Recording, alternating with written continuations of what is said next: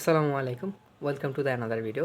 আজ প্রায় অনেক দিন পর একটা নিউ ভিডিও আপলোড করব ভাবলাম, এই জন্য মূলত ভিডিওটা করা ঘরের ভিতর। ফার্স্ট অফ অল, বাংলাদেশের টেস্ট ক্রিকেটের যে একটা অবস্থা, ইন্ডিয়ার সাথে প্রথমটা পরাজয়, তারপর দ্বিতীয়টা মেঘের জন্য বন্ধ আবার শুরু হয়। কালকে ইন্ডিয়া কি বিধ্বস্ত ব্যাটিং করলো, ইন্ডিয়াকে আবার 9 উইকেটও ফেলে দিল বাংলাদেশ। সব মিলে একটা চমৎকার খেলা। কানপুরের মাটিতে মমিনুল হকের অন্যতম একটা সেঞ্চুরি।